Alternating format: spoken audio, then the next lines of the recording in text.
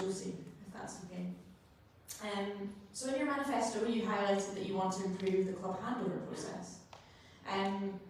For context, just to educate everyone in this room, can you share a little bit about your understanding of the current process and what club-wide changes you'd like to make?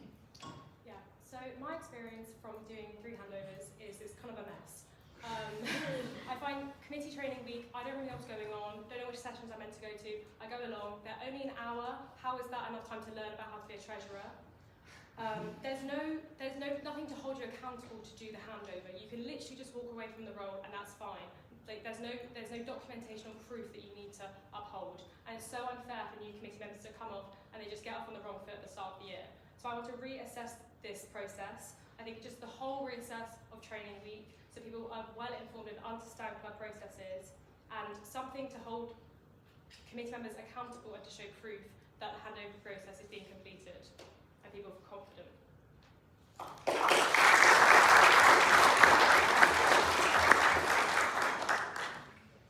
Connie, in your manifesto you mentioned you want to make the election process fairer.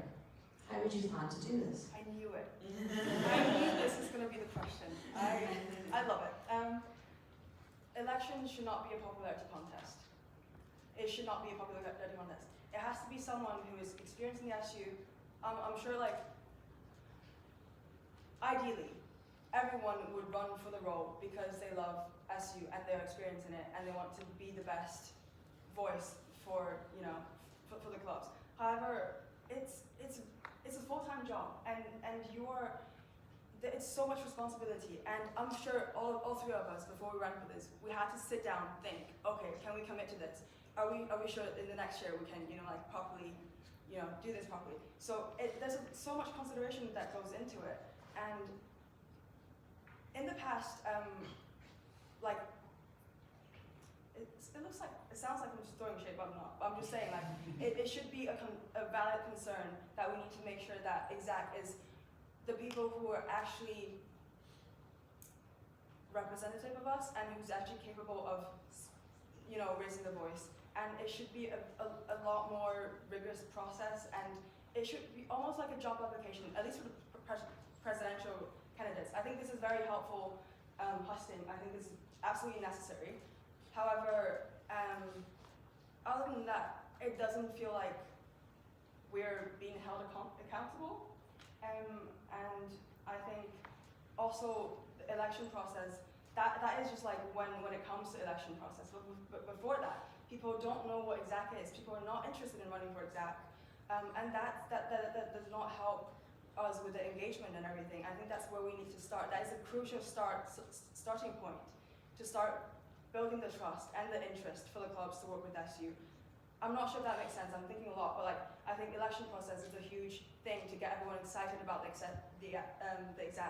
And there should be a competition for every single role, and it should be the best person who runs for the role rather than who is available.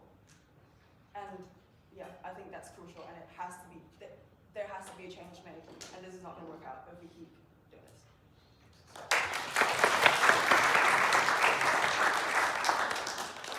Georgia. So your election address mentions various widening access schemes, and you've talked a lot about making sport more accessible to students. What measures do you have in mind? Yeah, so in terms of stuff that I've already done, something really cool that we had done in Snow Sports over the last couple of years is we've offered completely fully funded places on ski trip, including your lessons, your equipment hire, your transport, all of that to students that are known to the university as widening participation.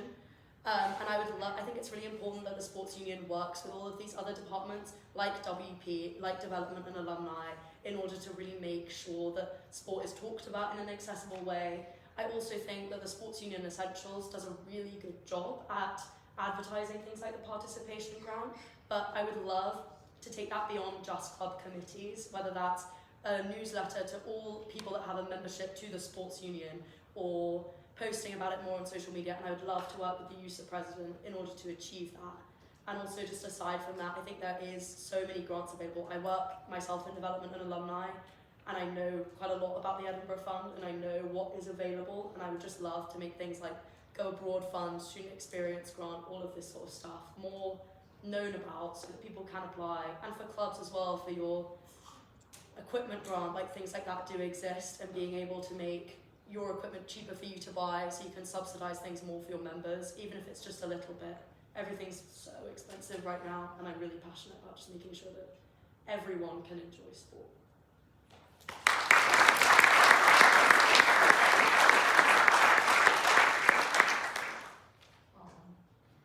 Thank you all very much. I guess before we bring the Q&A to a close, do we have any final questions from the room for all three candidates, or for one candidate in particular?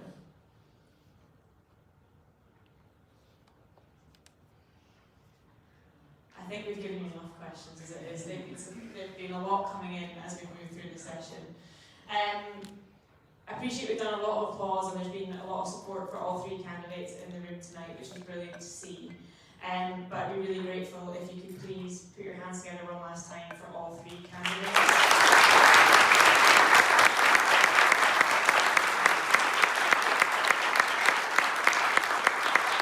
It's a really great thing to sit there and answer questions for the best part of an hour in almost a job interview format. You've all done exceptionally well. I hope you'll all agree with me, all very worthy candidates, and we've got an exciting week ahead of us in terms of the presidential race. So watch this space, and obviously the announcement is on Thursday at midday.